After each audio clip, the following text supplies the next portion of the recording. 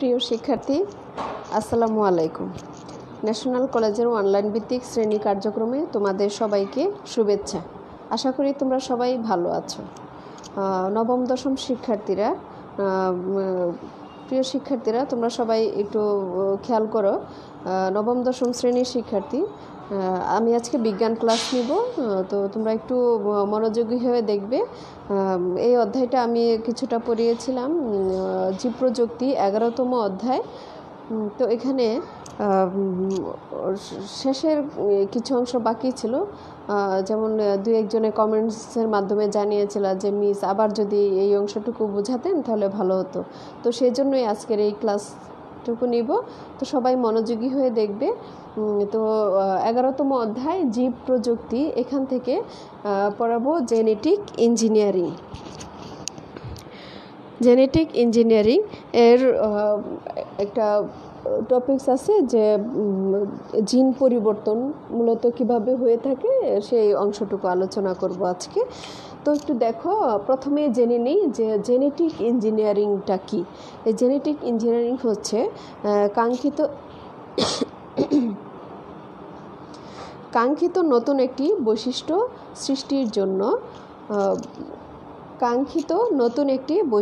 সৃষ্টির জন্য কোনো জীবের ডিএনএ পরিবর্তন ঘটানো হচ্ছে জেনেটিক ইঞ্জিনিয়ারিং বা জিন প্রকৌশল। এই যে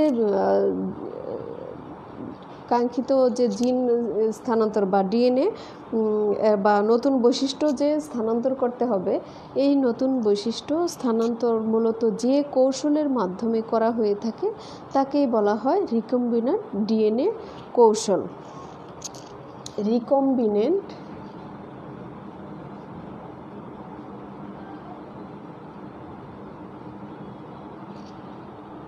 ডিএনএ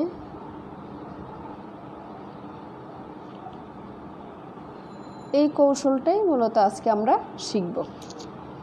তো যে প্রক্রিয়া বা যে কৌশলের মাধ্যমে এই জিন স্থানান্তর করানো হয় তাদেরকে একত্রে রিকম্বিনেন্ট ডিএনএ কৌশল বলা হয়ে থাকে।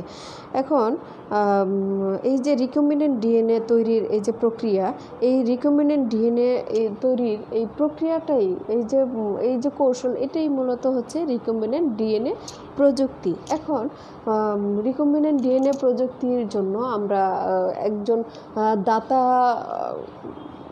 কে নিব, আরেকজন হচ্ছে গ্রহীতা, যেখান থেকে আমরা কাঙ্ক্ষিত বৈশিষ্ট্যটা পেয়ে থাকব। সেই কাঙ্ক্ষিত বৈশিষ্ট্যটাকে আমরা যেখানে স্থানান্তর করব সেই অংশটা হচ্ছে গ্রহীতা যে গ্রহণ করবে। তাহলে দাতা এবং গ্রহীতা আমার দুইটা স্থান লাগবে, যেখান থেকে আমি কাঙ্ক্ষিত বৈশিষ্ট্যটাকে দিব সেটা, এবং যে গ্রহণ করবে সেটা হচ্ছে গ্রহীতা, যেখানে আমি উপযুক্ত বা কাঙ্ক্ষিত ডিএনএটা পেয়ে থাকব। তার জন্য আমরা দুইটা স্থান, যেহেতু একজন দাতা আরেকজন গ্রহীতা, তো বলে নিয়ে মানুষের অন্ত্রে বসবাস করে এক ধরনের ব্যাকটেরিয়া যার নাম হচ্ছে এস্কারিশিয়া কোলি। ESCHERECHIA এস্কারিশিয়া, একটু বানানটা খেয়াল করে দেখো। এস্কারিশিয়া ESCHERICHA এস্কারিশিয়া কোলাই COLI, এটা হচ্ছে একটা ব্যাকটেরিয়ার বৈজ্ঞানিক নাম। এই এস্কারিশিয়া কোলাই এই ব্যাকটেরিয়াটা মানুষের অন্ত্রে বসবাস করে। এই ব্যাকটেরিয়ার উপর গবেষণা করে জেনেটিক ইঞ্জিনিয়ারিংয়ের অধিকাংশ কৌশল আবিষ্কৃত হয়েছে। নিশাদ ইসলাম ক্লাস 10, ইসমাইল হোসেন শাহিন, ইমন ক্লাস 10 রোল 2, আর কি হচ্ছে।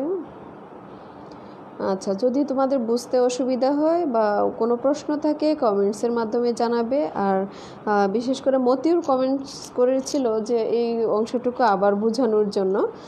তো যাই হোক, সবাই মনোযোগ দিয়ে দেখো। তো মানুষের অন্ত্রে বসবাস করে এই এস্কেরিসিয়া কোলাই, এইটা হচ্ছে এক ধরনের ব্যাকটেরিয়া।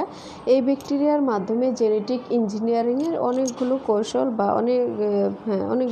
কৌশল আবিষ্কৃত হয়েছে। জেনেটিক ইঞ্জিনিয়ারিং বা রিকম্বিনেন্ট ডিএনএ প্রযুক্তি, এখন এই প্রযুক্তিটা একটু কয়েকটা ধাপে আমি সম্পন্ন করে দিব।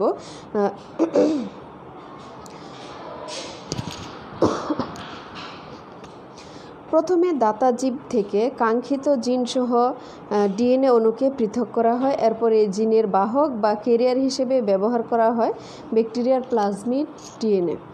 তো প্রথমে দাতা জিন থেকে কাঙ্ক্ষিত জিনসহ ডিএনএ অণুকে পৃথক করা হবে, এবং এরপরে হচ্ছে যে এই জিনের বাহক বা ক্যারিয়ার হিসেবে ব্যবহার করার জন্য ব্যাকটেরিয়ার প্লাজমিড বা ডিএনএ পৃথক করা হবে। এখানে একটু বলে রাখি, আমি একটু মুছে নিই, ছবিটা আঁকার জন্য আমার পুরো বোর্ডটাই লাগবে।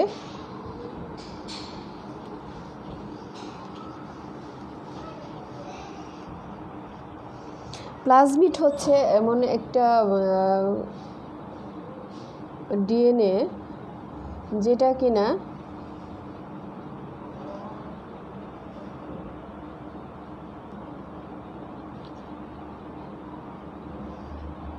এটা হচ্ছে ক্রোমোজোম, অত ভালো করে আঁকলাম না, এটা হচ্ছে প্লাজমিড।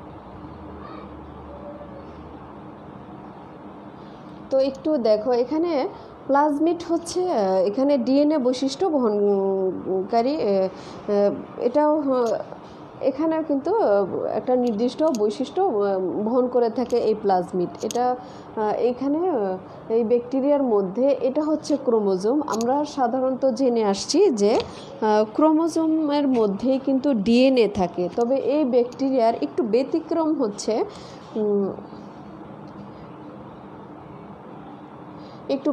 হচ্ছে যে এই ক্রোমোজোম ছাড়াও একটা বিশেষ বৈশিষ্ট্য সম্পন্ন ডিএনএ, যেটা কিনা নিউক্লিয়াস ছাড়া সাইটোপ্লাজমের মধ্যেই অবস্থান করে।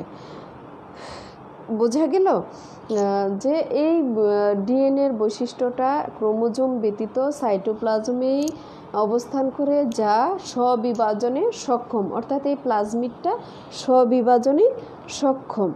এখন আমি যেখান থেকে নিয়ে আসব বা দাতা যেটা, সেটা হচ্ছে একটা প্রাণীকোষ থেকে কাঙ্ক্ষিত জিন নিব, অর্থাৎ এখানে আমি একটা প্রাণীকোষ আঁকলাম, তেমন ভালো করে ইয়ার দরকার নেই। আচ্ছা, এখানে হচ্ছে এটা নিউক্লিয়াসের মধ্যে ক্রোমোজোম থাকে। ক্রোমোজোম থেকে আমি একটা কাঙ্ক্ষিত ডিএনএ আনবো, যেটা একটু খেয়াল করো। আর ডিএনএটা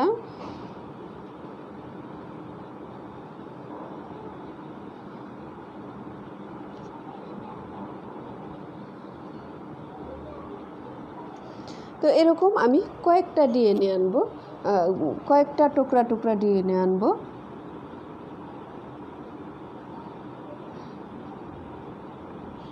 তো এরকম কয়েক টুকরা ডিএনএ আনবো, আর এই যে প্লাজমিড অর্থাৎ ডিএনএ বহনকারী যে প্লাজমিড, এই প্লাজমিডটাও আমি পৃথক করব। তো প্লাজমিডটা পৃথক করে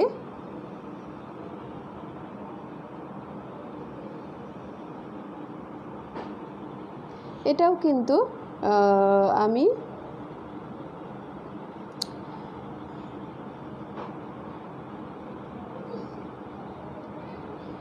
এটাকে যখন পৃথক করব, যখন একটু ছবিটা খেয়াল করবা, আমার এই অংশটা বাড়তি, অর্থাৎ এটাকে যদি আমি উল্টিয়ে দিই তখন এই অংশটা বাড়তি থাকবে, তাহলে আমার এই অংশটা আচ্ছা, এই অংশটা বাড়তি দিয়ে এই অংশটা কম দিতে হবে, এবং এটা যেহেতু বাড়তি দিয়েছি তাহলে এই অংশটা বাড়তি দিয়ে এরকম করে কাটতে হবে। অর্থাৎ খেয়াল রাখতে হবে যে আমি যে দুইটা গোল দিলাম সেখানে একটু খেয়াল করো যে আমার এই ডিএনএটা বসাইতে যেন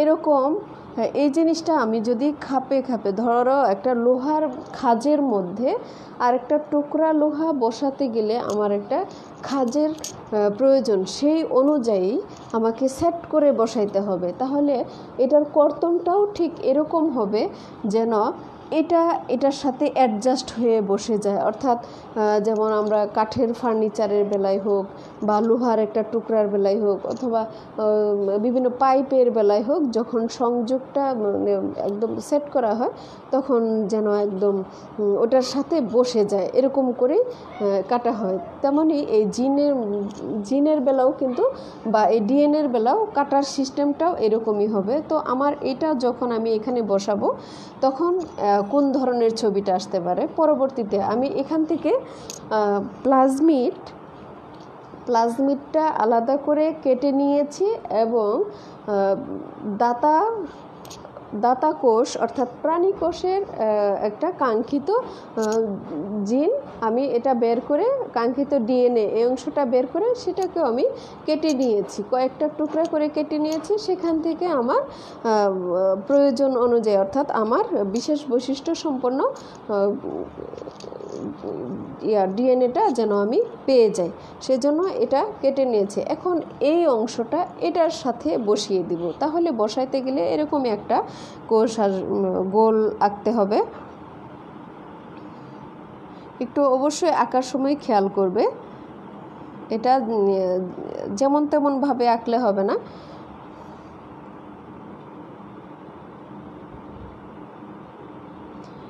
এই যে অংশটা, এটা তোমরা কি করবা, পুরাপুরি একটা দুইটা গোল বস্তু এঁকে ফেলবা। আঁকার পরে যেরকম দুইটা গোল হয়ে গেছে, দুইটা গোলাকার বস্তু আঁকার পরে এখানে মুছে দিবা তোমাদের আঁকার সুবিধার্থে। এই অংশটা মুছে দিয়ে এখন এটার সাথে খেয়াল করবা, ইচ্ছা অনুযায়ী দিলে কিন্তু হবে না। তুমি এটা কেটেছো এইভাবে, এখন এখানেও সেট করতে হবে ঠিক সেইভাবে। এখন আমি এটার মধ্যে যেহেতু বসাবো, তাহলে আমি প্রথমে এটা খাটো করে দিয়েছিলাম, তাহলে আমি এটাকে খাটো করে দিই, এটা এভাবে দিয়েছি। আর এই প্রান্তটা লম্বা করে দিয়েছি, অর্থাৎ এই প্রান্তটা লম্বা হয়ে এভাবে দিতে হবে। তাহলে এটাও এইভাবে আসবে, যেমন এটাকে এভাবে দিয়ে এরকম। আর এটার বেলাও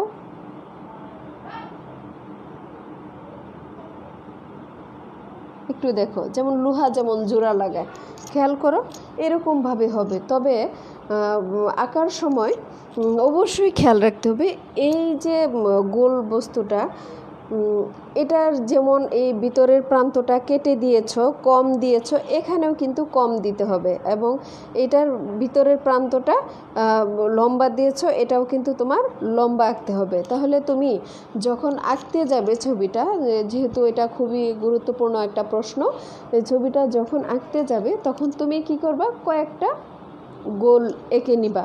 এটা হচ্ছে আমি তো এখানে এঁকেছি, তুমি এই দুটো এঁকে লম্বালম্বিভাবে কয়টা গোল দিতে হবে, 3টা গোল দিয়ে নিবা। 3টা গোল দিয়ে যখন আঁকবে তখন ঠিক এইভাবে একইভাবে এই মাথাটা যখন আঁকছো তখন নিচের গোলটার মাথাও এইভাবে আঁকবে। পরবর্তীতে আরেকটা গোলাকার বস্তু আঁকতে হবে, অর্থাৎ যেটা একদম মিশে গেছে।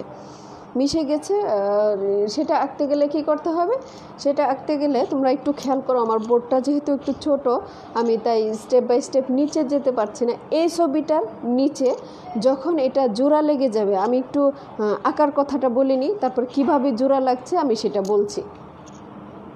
এখানে গোলাকার দুইটা ছবি আঁকা, এই যে গোল হয়ে গেছে কেমন। এখন এটা যেহেতু জোড়া লাগবে, এই ক্ষেত্রে তুমি কি করবা, এভাবে দিয়ে দিবা, জোড়া লেগে গেছে। আর এটা কি করবা, এটা এভাবে দিয়ে দিবা, এই তো জোড়া লেগে গেছে। অর্থাৎ আমার এটা পৃথক ছিল, এটা পৃথক আমি জাস্ট বসিয়েছি, পরবর্তীতে এভাবে জোড়া লেগেছে। এইভাবে ছবিটা এঁকে দিবা কেমন। তুমি ইচ্ছা করলে এই অংশটা একটু হালকা গাঢ় করে দিতে পারো পেন্সিল দিয়ে, যেন আলাদাভাবে বোঝা যায় তার জন্য। অর্থাৎ এটা হচ্ছে আমার কাঙ্ক্ষিত বৈশিষ্ট্য বহনকারী জিন। কেমন? এই যে এইভাবে দিতে পারো। এটা ক্ষেত্রে তুমি একটু গাঢ় করে দিতে পারো, সেক্ষেত্রেও তোমার হয়ে যাবে, ওটাও ভালো হবে। তো আমি একটু এখন বলি কিভাবে জোড়া লেগেছে, কিভাবে হয়েছে। তোমার আকার কৌশলটা আমি দেখিয়ে দিলাম। ওকে, এখন আবার প্রথম থেকে বলছি যে মানুষের অন্ত্রে বসবাসকারী ইকোলাই ব্যাকটেরিয়া, এই ব্যাকটেরিয়ার একটা বিশেষ বৈশিষ্ট্য হচ্ছে যে ক্রোমোজোমের ডিএনএ ছাড়াও আরও এক ধরনের ডিএনএ আছে যা প্লাজমিডের মধ্যে বিদ্যমান, আর এই প্লাজমিড ক্রোমোজোম ছাড়া সাইটোপ্লাজমের মধ্যে অবস্থান করে এবং সহবিভাজনে সক্ষম। এরপরে আমরা দাতা একটা কোষ নিব, দাতা কোষ থেকে ডিএনএ অংশ নিব, কাঙ্ক্ষিত ডিএনএ অংশ নিয়ে সেটাকে এই প্লাজমিড দাতা কোষ থেকে একটা কাঙ্ক্ষিত ডিএনএ নিব এবং প্লাজমিড থেকেও একটা ডিএনএ অংশ নিব। এরপরে প্লাজমিড ডিএনএ এবং দাতা ডিএনএ এক বিশেষ ধরনের এনজাইম বা উৎসেচক দিয়ে কাটা হয়। এই যে আমি এখান থেকে কেটে নিলাম, এই কাটা অংশটা মূলত কিভাবে হয়েছে, এটা কিভাবে কেটেছি, এটা হচ্ছে কি দাবটি দিয়ে কেটেছি? না, শিক্ষার্থীরা এটা কাটার জন্য এক ধরনের এনজাইম ব্যবহৃত হয়। সেই এনজাইমকে বলা হয় রেস্ট্রিকশন এনজাইম বা কাইনেস এনজাইম। দুইটা এনজাইমের মাধ্যমে ইয়ে করা হয়। তোমাদের বইতে অবশ্য রেস্ট্রিকশন এনজাইম আছে।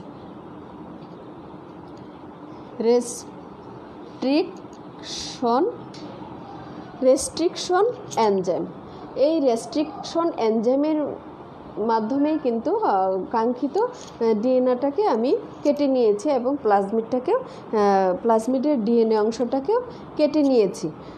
এই উৎসেচক দিয়ে কাটা হয়। এরপরে এসব দাতা ডিএনএ এর এসব খণ্ডের কোনো একটিতে কাঙ্ক্ষিত জিনটি থাকে। এই ধাপে এর পরবর্তীতে এই কাটা অংশ আমরা আবার কি করব, এই প্লাজমিডের ডিএনএর মধ্যে আমরা জোড়া লাগাবো। সেটাও কিন্তু এক ধরনের এনজাইমের মাধ্যমেই হয়ে থাকে। ওই এনজাইমকে বলা হয় লাইগেস এনজাইম। লাইগেস অর্থাৎ আমি যে এই কাটা অংশ এখানে বসিয়েছি, এটাকে জোড়া লাগানোর জন্য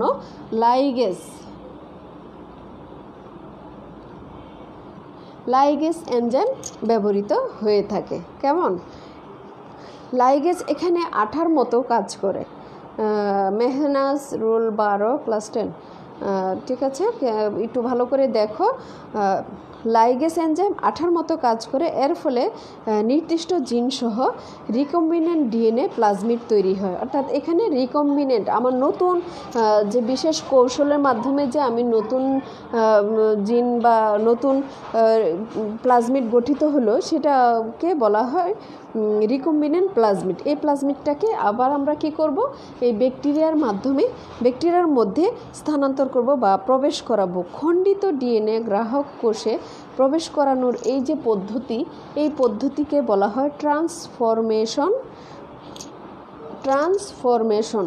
এই পদ্ধতিকে বলা হয়, আমি একটু মুছে নিই, এই অংশটা মুছি।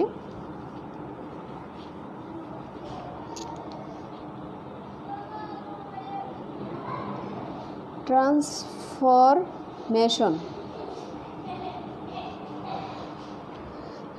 এই যে রিকম্বিনেন্ট প্লাজমিডটাকে ব্যাকটেরিয়ার ভিতরে প্রবেশ করানো, এই খণ্ডিত ডিএনএ গ্রাহক কোষে প্রবেশ করানোর এই পদ্ধতিকে বলে ট্রান্সফরমেশন। এই ট্রান্সফরমেশনের ফলেই কিন্তু নতুন জিন নিয়ে যে ব্যাকটেরিয়া বা জীবের উদ্ভব ঘটে, তাকেই বলা হয় ট্রান্সজেনিক জীব। ট্রান্সজেনিক জীব কীভাবে হয়?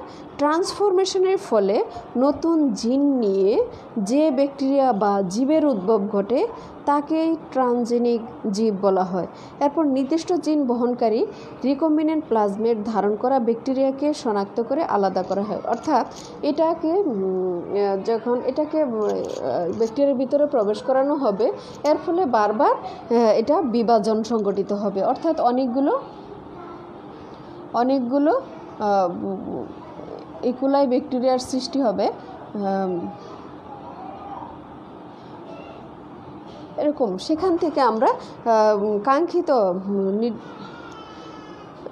এগুলোকে বারবার বংশবৃদ্ধি ঘটানো হবে। এই ব্যাকটেরিয়াগুলোর প্রত্যেকটিতে এখন একটি করে কাঙ্ক্ষিত জিন রয়েছে, অর্থাৎ এটাকে যখন ভিতরে প্রবেশ করানো হবে এর ফলে বারবার এর মধ্যে বংশবৃদ্ধি সৃষ্টি করা হবে, যার ফলে প্রত্যেকটির মধ্যে একটি পৃথক পৃথক কাঙ্ক্ষিত জিন থাকে।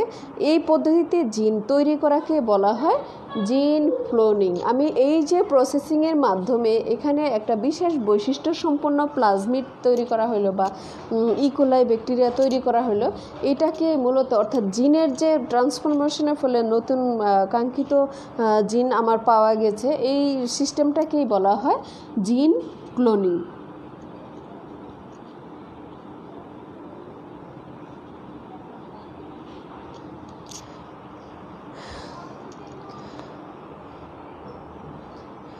তো এই জিনকে ব্যবহার করার জন্য প্লাজমিডকে আবার আলাদা করে দেওয়া হয়, অর্থাৎ জিনটাকে আমরা ব্যবহার করার জন্য প্লাজমিডটাকে পৃথক করে, অর্থাৎ এখান থেকে জিন বা বৈশিষ্ট্যটাকে পৃথক করে নেওয়া হয়ে থাকে। এটাই ছিল আজকের এই অংশটুকু, অর্থাৎ বলেছিলাম যে ট্রান্সফরমেশন বা জিন প্রযুক্তির মাধ্যমে যে নতুন ট্রানজেনিক জীব সৃষ্টি করা হয় তার কৌশল বা জেনেটিক ইঞ্জিনিয়ারিং কৌশল আলোচনা করো। এরকম প্রশ্ন থাকলে তখন তোমরা এই ধরনের উত্তর দিয়ে থাকবে। তো প্রিয় শিক্ষার্থী, এই প্রশ্নটা কিন্তু খুবই গুরুত্বপূর্ণ এবং ছবিটা হচ্ছে আরও বেশি গুরুত্বপূর্ণ। এবং দেখা যায় অনেক সময় প্রশ্নের মধ্যে উল্লেখ থাকে যে জেনেটিক ইঞ্জিনিয়ারিং কৌশল আলোচনা করো, সেখানে কিন্তু ছবি চায় না, চিত্র দিতে বলা হয় না। তো তারপরেও কিন্তু আমাদের এই প্রশ্নের উত্তরে চিত্রটা আসে। তো চিত্রটা সহজে আঁকার জন্য আমি বলে দিলাম যে বৃত্তগুলো আছে, 3টা বৃত্ত আছে। এখানে ইকোলাই ব্যাকটেরিয়াটা আঁকবে, এখানে একটা গ্রাহক কোষ আঁকবে বা দাতা কোষ আঁকবে, প্রাণী কোষ। এখান থেকে কর্তন আর এই প্লাজমিডটা আলাদা করে আঁকার ফলে পরবর্তীতে 2টা 3টা এরকম বৃত্ত এঁকে নিয়ে সহজভাবে ছবি আঁকার জন্য আমি এই কৌশলটা বলে দিলাম। কেমন? তো আজকে এই পর্যন্তই সবাই। এরপরে আমি ক্লোনিং পদ্ধতিটা ছবি সহ আলোচনা করব। তো পরবর্তী ক্লাসের আমন্ত্রণ জানাই। আজকে ক্লাস এখানেই শেষ করছি। সবাই ভালো থাকবে। আল্লাহ হাফেজ। আসসালামু আলাইকুম।